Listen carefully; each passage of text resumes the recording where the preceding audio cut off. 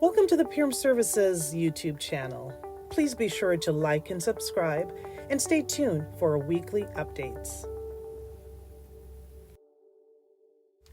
Welcome to this week's topic, the Empathetic Leader, understanding your people. I many times get asked by leaders, how can I be a better leader? This question is usually focused on the business, focused on how to increase revenue, how to get better visibility to upper management, and how to make a difference in the organization, in the community, and how to stand out as a strong leader. What I rarely get asked is, how can I be better at leading people? When I do get asked that question, I lean into it.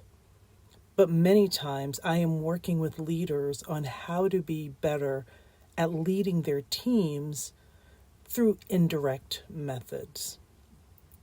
A March 2023 Deloitte study recently showed that empathy has become increasingly important as many workplaces transition to a hybrid environment, and that a manager's emotional intelligence and empathy were ranked in the survey of over 1,200 employees as the most critical elements of fostering stronger ways of working in a hybrid environment. I would go as far as to say working in any environment, whether in person, virtual, or certainly hybrid. The miss many times that leaders have is how to truly be empathetic. Leaders need to also be reminded that empathy should go across all teams and every individual that they support. Some leaders tend to spend less time with their top performers and show less empathy towards them. That is because those are the individuals who have proven to be stronger. However, it's important that these individuals stay engaged and that leaders are spending time showing empathy towards them. Some of the key ways that leaders can ensure that they're being empathetic is by listening. One of Maya Angelou's famous quote is, "I've learned that people will forget what you said, people will forget what you did, but people never forget how you made them feel." This quote is spot on. How you're making your employees feel should always be a top priority.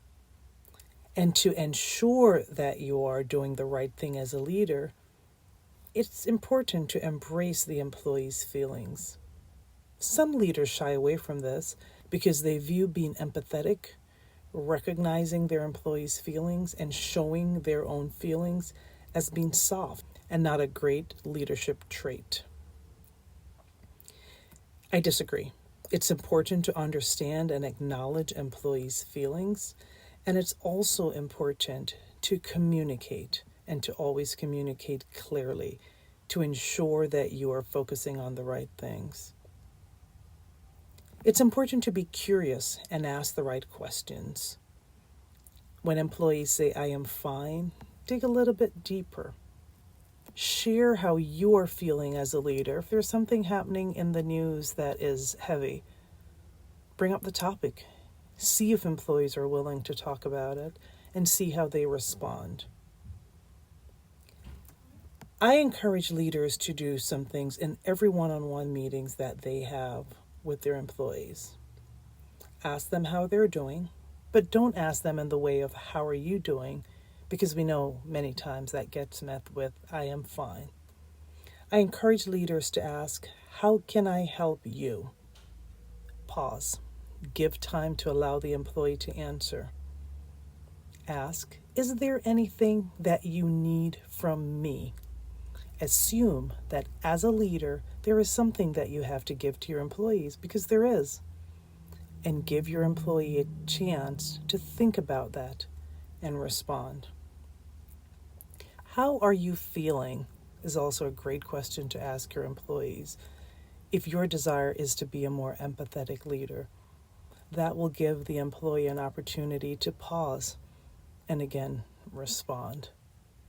These are just some of the ways that you can start on your journey of being a more empathetic leader. But I encourage you to continue to think about additional ways that you can be a strong leader. Thank you for listening, and I look forward to connecting with you again next week on the next leadership topic.